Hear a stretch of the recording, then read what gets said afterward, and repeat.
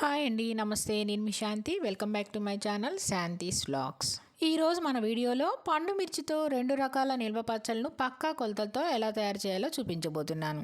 ఈ సీజన్లో దొరికే పండు మిర్చితో ఎన్నో రకాలుగా పచ్చళ్ళు పెట్టుకోవచ్చండి. నేను ఇక్కడ పండు మిర్చి నిల్వ పచ్చని, అలానే పండు మిర్చి గోంగూర నిల్వ పచ్చని చూపించబోతున్నాను. పండు మిర్చితో పెట్టుకునే ఏ నిల్వ పచ్చడైనా రుచి ఒకదానికి మించి ఒకటి అద్భుతంగా ఉంటాయండి. చూస్తూ ఉంటేనే నోట్లో నీళ్లూరిపోతున్నాయి కదండి. మరి ఇంకెందుకండి ఆలస్యం, పండు మిర్చితో ఈ 2 రకాల నిల్వ పచ్చళ్ళను ఎలా తయారు చేయాలో చూద్దాం. వీడియోలోకి వెళ్లే ముందుగా నా ఛానల్ని సబ్స్క్రైబ్ చేయని వాళ్ళు ఉంటే సబ్స్క్రైబ్ చేయడం మాత్రం మర్చిపోకండి. ముందుగా పండు మిర్చి నిల్వ పచ్చడి కోసం నేను ఇక్కడ 1/2 కేజీ పండు మిరపకాయలు తీసుకున్నానండి. ఇక్కడ మీకు చూపించడం కోసం నేను ఇక్కడ 1/2 కేజీ పండు మిరపకాయలు తీసుకున్నా. ఈ పండు మిరపకాయలు శుభ్రంగా నీళ్ళలో కడిగేసుకొని తడి లేకుండా తుడుచుకొని ఫ్యాన్ కింద 1 గంట పాటు ఆరబెట్టుకుంటే చూడండి అస్సలు తడి లేదు. ఈ విధంగా అస్సలు తడి లేకుండా ఆరబెట్టుకోవాలండి. ఇలా ఆరబెట్టుకుంటే మనకి పచ్చడి అనేది పాడవదు. ఇప్పుడు ఈ పండు మిరపకాయల్ని పైన తొడుమలు తీసేసుకోవాలండి. మనం ముందే నీళ్ళలో తొడుమలు తీసివేసేసుకుంటే పచ్చడి అనేది పాడవుతుంది కాబట్టి తొడుమలతోనే మనం శుభ్రం చేసుకోవాలి. ఇలా నేను తీసుకున్న 1/2 కేజీ పండు మిరపకాయల్ని తొడుమలన్నీ తీసేసుకున్నానండి. ఇలా తొడుమలు తీసేసుకున్నాక ఇప్పుడు ఈ పండు మిరపకాయల్ని చిన్న చిన్న ముక్కలుగా కట్ చేసేసుకోవాలి.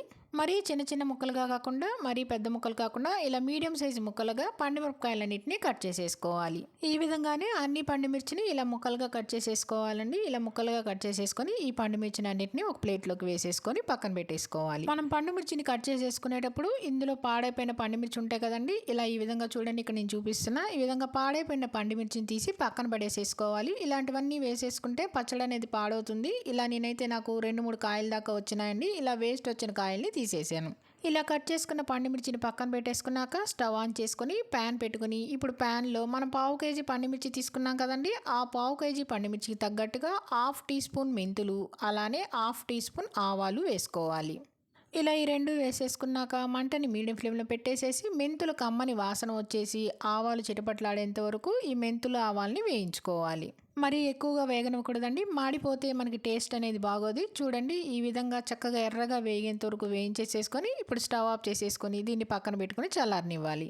మనం వేయించుకున్న మెంతులు ఆవాలు బాగా చల్లారిన తర్వాత మిక్సీ జార్ తీసుకొని ఆ మిక్సీ జార్లోకి ఈ 2 వేసేసుకొని కొంచెం ఫైన్ పౌడర్ లాగా గ్రైండ్ చేసుకోవాలి. ఇలా మెత్తటి పౌడర్ లాగా గ్రైండ్ చేసేసుకున్నాం కదండి. ఇప్పుడు ఇందులో మనం ఒక 50 గ్రాముల చింతపండు తీసుకోవాలి. నేను ఇక్కడ 1/2 కేజీ పండు మిరపకాయలకి 50 గ్రాముల చింతపండు కరెక్ట్ కొలత వేస్తున్నానండి. ఇలా చింతపండుని తీసుకొని ఈనెలు గింజలు ఏమైనా ఉంటే తీసేసుకొని ఆ చింతపండుని మిక్సీ జార్లోకి వేసేసుకోవాలి. చింతపండు అంతా ఇలా వేసేసుకున్నాక ఇప్పుడు ఇందులో కరెక్ట్ కొలతలతో నేను ఇక్కడ 60 గ్రాముల కల్లుప్పు తీసుకున్నానండి. ఇలా 60 గ్రాముల కల్లుప్పు అయితే మనకు ఈ 1/2 కేజీ పండు మిర్చికి కరెక్ట్గా సరిపోతుంది. మీకు కావాలంటే కల్లుప్పుని ఎండలోనైనా పెట్టుకుని వేసుకోవచ్చండి. ఇలా కల్లుప్పు వేసేసుకున్నాక ఇప్పుడు ఈ రెండింటిని మెత్తటి ఫైన్ పౌడర్ లాగా గ్రైండ్ చేసుకోవాలి. చూడండి ఈ విధంగా మెత్తగా గ్రైండ్ చేసుకోవాలి. మీకు కొంచెం బరకగా అనిపిస్తే పల్స్ మోడ్లో పెట్టుకొని నిదానంగా 2-3 సార్లుగా గ్రైండ్ చేసుకోండి. కరెక్ట్గా మెత్తగా వచ్చేసేస్తుంది. ఈ విధంగా గ్రైండ్ చేసేసుకున్నాక ఇప్పుడు ఈ మిక్సీ జార్ని కూడా పక్కన పెట్టేసేసుకోవాలి. ఇప్పుడు మరొక పెద్ద సైజ్ మిక్సీ జార్ కూడా తీసుకొని అస్సలు తడి లేకుండా చూసుకోవాలండి. మనం తీసుకునే ఏ మిక్సీ జార్నైనా వాడే గరిటెలైనా ఏవైనా సరే తడి అనేది అస్సలు ఉండకూడదు. ఇలా మిక్సీ జార్ తీసుకున్నాక ఇప్పుడు ఇందులోకి మనం కట్ చేసి పెట్టుకున్న పండు మిర్చి ముక్కల్ని వేసేసుకోవాలి. మనం పచ్చడి చేసుకునే ముందే మనకు కావాల్సినవన్నీ తీసుకుని శుభ్రంగా తడి లేకుండా తుడిచి పక్కన పెట్టేసేసుకుంటే మనం పచ్చడి చేసే టైంకి అన్నీ చక్కగా ఆరిపోతాయండి. ఇలా మనం కట్ చేసి పెట్టుకున్న పండు మిరపకాయ ముక్కలన్నీ వేసేసుకున్నాక ఇప్పుడు ఇందులో మనం 10 నుంచి 12 దాకా వెల్లుల్లి రెబ్బలను ఇలా పొట్టు ఒలిచి వేసేసుకోవాలి. అలానే మనం గ్రైండ్ చేసి పెట్టుకున్న ఆవాలు, మెంతులు, ఉప్పు, చింతపండు ఉంది కదండి, ఆ మిశ్రమాన్ని అంతటిని ఈ మిక్సీ జార్లోకి వేసేసుకోవాలి. ఇవన్నీ ఇలా వేసేసుకున్నాక మనం కచ్చా పచ్చగా గ్రైండ్ చేసుకోవాలండి. చూడండి ఈ విధంగా కచ్చా పచ్చగా గ్రైండ్ చేసుకుంటే బాగుంటుంది. మరి మెత్తటి పేస్ట్ లాగైతే రుచి అనేది బాగోదు, చూడటానికి కూడా మనకి చాలా బాగుంటుంది. ఇలా మెత్తగా గ్రైండ్ చేసేసుకున్నాక దీన్ని అంతటిని ఒక బౌల్లోకి వేసేసుకోవాలి. పచ్చడి అంతా ఇలా బౌల్లోకి వేసుకున్నాక ఇప్పుడు ఈ పచ్చడికి తాలింపు వేసుకుందాం. స్టవ్ ఆన్ చేసుకొని ప్యాన్ పెట్టుకొని ఇప్పుడు ప్యాన్లో 80 గ్రామ్స్ దాకా ఇక్కడ నేను నువ్వు పప్పు నూనె వేస్తున్నానండి. మీకు కావాలంటే శనగ నూనె, రిఫైండ్ ఆయిల్ ఏ నూనె అయినా వేసుకోవచ్చు. ఆయిల్ వేసుకున్నాక ఆయిల్ కాగాక ఆయిల్లో 1/2 టీ స్పూన్ ఆవాలు, అలానే 1/2 టీ స్పూన్ జీలకర్ర, 1/2 టీ స్పూన్ పచ్చిశనగపప్పు, అలానే 1/2 టీ స్పూన్ మినపగుళ్ళు వేసేసుకొని ఇప్పుడు ఈ తాలింపునంతటిని మంటని మీడియం ఫ్లేమ్లో పెట్టేసేసుకొని ఎర్రగా వేయించుకోవాలి.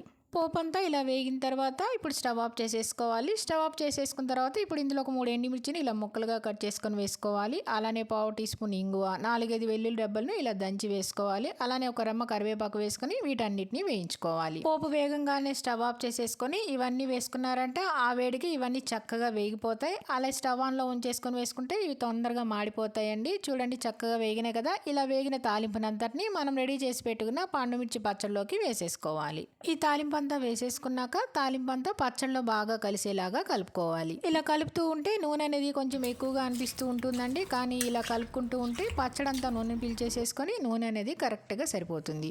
చూడండి ఈ విధంగా కలుపుకుంటూ ఉంటే కొంచెం నూనె అనేది తగ్గింది కదా. ఇలా ఒక నిమిషం కలుపుకుంటూ ఉంటే నూనె అంతా పీల్చేసేసుకొని పచ్చడికి కరెక్ట్గా సరిపోతుంది. అంతేనండి, పండుమిర్చి నిల్వ పచ్చడి రెడీ అయిపోయింది. ఇలా రెడీ చేసుకున్నాక ఒక గ్లాస్ జార్లో స్టోర్ చేసి పెట్టుకున్నారంటే సంవత్సరం పాటు నిల్వ ఉంటుంది. అలానే ఈ పచ్చడిని ఒక 3 రోజుల పాటు ఊరనిచ్చి వేసుకున్నారంటే మంచి రుచి అనేది వస్తుందండి. చాలా బాగుంటుంది. ఈ పచ్చడి ఊరే కొద్దీ చాలా చాలా రుచిగా ఉంటుందండి. ఇప్పుడు మనం పండుమిర్చి నిల్వ పచ్చడిని చూసాం కదా. అలానే ఇప్పుడు గోంగూర పండుమిర్చి నిల్వ పచ్చడిని ఎలా తయారు చేయాలో చూద్దాం.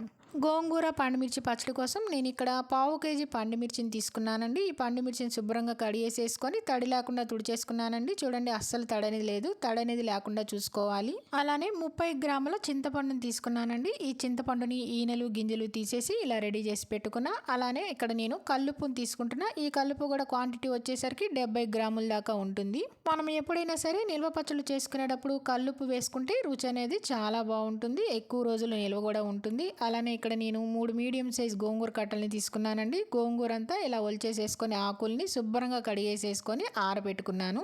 నైట్ అంతా ఆరబెట్టేసుకున్నానండి. చూడండి ఉదయానికల్లా చక్కగా గోంగూర అనేది తడి లేకుండా పొడిగా ఉంది. ఇలా తడి అనేది లేకుండా చూసుకోవాలి, పొడిగా ఉండాలి. మనం ఎప్పుడైనా సరే గోంగూరతో నిల్వ పచ్చళ్ళు చేసుకునేటప్పుడు గోంగూరని అస్సలు తడి లేకుండా శుభ్రంగా కడుక్కొని ఆరబెట్టుకోవాలండి. మనం మార్నింగ్ చేసుకున్నాం అనుకోండి నైటే కడిగి ఆరబెట్టుకోవాలి. అదే నైట్ పూట చేసుకోవాలనుకుంటే మార్నింగ్ పూట కడిగి ఆరబెట్టుకుంటే అస్సలు తడి అనేది ఉండదు. ఈ గోంగూర క్వాంటిటీ వచ్చేసరికి 350 గ్రామ్స్ దాకా వచ్చిందండి నాకు. ఇలా అన్నీ రెడీ చేసి పెట్టుకున్నాం కదండి. ఇప్పుడు మనం గోంగూర పండుమిర్చిని ఎలా చేయాలో చూద్దాం. ఈ విధంగా అన్నీ రెడీ చేసి పెట్టేసుకుంటే మనకి పచ్చడి అనేది తొందరగా అయిపోతుందండి. ఇప్పుడు మనం పావు కేజీ పండుమిర్చిని తొడుములన్నీ తీసేసుకోవాలి. పండుమిర్చి మొత్తం ఇలా తొడుములు తీసేసుకున్నాక ఇప్పుడు ఈ పండుమిర్చిని మీడియం సైజ్ ముక్కలుగా కట్ చేసుకోవాలి. మరీ చిన్నవి కాదండి, మరీ పెద్దవి కాదు, కొంచెం మీడియం సైజ్ ముక్కలుగా కట్ చేసుకోవాలి. చూడండి ఇక్కడ నేను చూపిస్తున్న ఈ విధంగా ముక్కలుగా కట్ చేసేసుకోవాలి అన్ని పండుమిర్చి మొత్తం ఇలా కట్ చేసేసుకున్నాం కదండి. ఇలా కట్ చేసుకున్నాక ఈ పండుమిర్చిని ప్లేట్లోకి వేసేసుకొని పక్కన పెట్టేసుకోవాలి. ఇప్పుడు స్టవ్ ఆన్ చేసుకుని ప్యాన్ పెట్టుకుని ప్యాన్లో 3/4 టీ స్పూన్ మెంతులు, అలానే 3/4 టీ స్పూన్ ఆవాలు, అలానే 1/2 టీ స్పూన్ జీలకర్ర వేసుకోవాలి. ఇవన్నీ వేసేసుకున్నాక మీడియం ఫ్లేమ్లో పెట్టేసేసుకొని ఈ మూడింటిని వేయించుకోవాలి. మెంతులు జీలకర్ర వేగేటప్పుడు కమ్మటి వాసన వస్తుందండి. అలా కమ్మటి వాసన వచ్చి ఎర్రగా వేగేంత వరకు వేయించుకుంటే సరిపోతుంది. చూడండి ఈ విధంగా ఎర్రగా వేగిన తర్వాత స్టవ్ ఆఫ్ చేసేసుకొని వీటిని పక్కన పెట్టుకుని చల్లారనివ్వాలి. ఇప్పుడు ఒక మిక్సీ జార్ తీసుకుని మనం వేయించి చల్లార పెట్టుకున్న ఆవాలు, మెంతులు, జీలకర్రని మిక్సీ జార్లోకి వేసేసుకొని దీన్ని ఫైన్ పౌడర్ లాగా గ్రైండ్ చేసుకోవాలి. ఇలా మెత్తగా గ్రైండ్ చేసేసుకున్నాక చూడండి ఈ విధంగా మెత్తగా ఉండాలి. ఇలా గ్రైండ్ చేసేసుకున్నాక ఇప్పుడు ఇందులో 30 గ్రాముల చింతపండుని వేసుకోవాలి. నేను ఇక్కడ ముందే ఈనెలు గింజలు తీసేసుకున్నాను కదండి. ఇలా చింతపండు కూడా వేసేసుకున్నాక ఇప్పుడు ఇందులోనే 70 గ్రాముల కల్లుప్పుని వేసుకోవాలి. కల్లుప్పు కూడా వేసేసుకున్నాక దీన్ని మెత్తటి పౌడర్ లాగా గ్రైండ్ చేసుకోవాలి. చూడండి ఈ విధంగా గ్రైండ్ చేసుకున్నాం కదా. కొంచెం బరకగా అనిపిస్తే మరొకసారి కూడా మిక్సీ వేసుకోవచ్చండి. ఇలా మెత్తగా గ్రైండ్ చేసేసుకున్నాక పక్కన పెట్టేసేసుకొని ఇప్పుడు స్టవ్ ఆన్ చేసుకొని ప్యాన్ పెట్టుకోవాలి. ఇప్పుడు ఇందులో పావు కప్పు నూనె వేసుకోవాలి. ఈ నూనె క్వాంటిటీ వచ్చేసరికి దగ్గర 50 గ్రాములు ఉంటుంది. ఇలా ఆయిల్ వేసుకున్నాక ఆయిల్ హీట్ ఎక్కాక మనం రెడీ చేసి పెట్టుకున్న గోంగూరను వేసేసుకోవాలి. నేను ఇక్కడ మొత్తం గోంగూరను వేసుకొని వేయించుకుంటున్నానండి. మీకు గనక ప్యాన్కి సరిపడకపోతే 2 సార్లుగా వేసుకొనైనా వేయించుకోవచ్చు. ఇలా మొత్తం గోంగూరను వేసేసుకున్నాక లో టు మీడియం ఫ్లేమ్లో పెట్టేసేసుకొని నిదానంగా ఇలా కలుపుకుంటూ వేయించుకోవాలి. లో టు మీడియం ఫ్లేమ్లో అడ్జస్ట్ చేసేసుకొని ఈ విధంగా దగ్గరగా అయ్యేంత వరకు వేయించుకుంటూ ఉండాలి. మధ్య మధ్యలో అడుగు పట్టకుండా చూడండి గరిటెతో ఈ విధంగా అనుకుంటూ ఆకంతా దగ్గరగా అయ్యి వేగేంత వరకు వేయించుకుంటూ ఉండాలి. మీకు కొంచెం ఆయిల్ అనేది ఎక్కువగా అనిపిస్తూ ఉంటుందండి. ఆయిల్ అనేది ఎక్కువ వేస్తే పచ్చడి అనేది పాడవదు, మనకి రుచిగా కూడా ఉంటుంది. చూడండి గోంగూర అంతా ఇలా దగ్గరగా వేగింది కదా. ఇప్పుడు స్టవ్ ఆఫ్ చేసేసుకొని ఈ గోంగూరని పక్కన పెట్టేసుకొని బాగా చల్లారనివ్వాలి. గోంగూర చల్లారేలోపు ఇప్పుడు మిక్సీ జార్ తీసుకొని నేను ఈ మిక్సీ జార్ని ఇందాక పచ్చడి వేసుకున్న మిక్సీ జార్ని తీసుకున్నానండి. ఇప్పుడు ఈ మిక్సీ జార్లోకి మనం కట్ చేసి పెట్టుకున్న పండుమిర్చి ముక్కలన్నింటినీ వేసేసుకోవాలి. పండుమిర్చి ముక్కలన్నీ వేసేసుకున్నాక ఇప్పుడు ఇందులో 10 నుంచి 12 దాకా వెల్లుల్లి రెబ్బల్ని తీసుకొని పొట్టు ఒలిచి వేసేసుకోవాలి. అలానే ఇందులో ఇందాక మనం మిక్సీ వేసి రెడీ చేసి పెట్టుకున్న ఆవాలు జీలకర్ర మిశ్రమం ఉంది కదండి, ఆ మిశ్రమాన్ని అంతటిని మిక్సీ జార్లోకి వేసేసుకోవాలి. ఈ మిశ్రమం అంతా ఇలా వేసేసుకున్నాక ఇప్పుడు దీని అంతటిని కచ్చా పచ్చాగా గ్రైండ్ చేసుకోవాలి.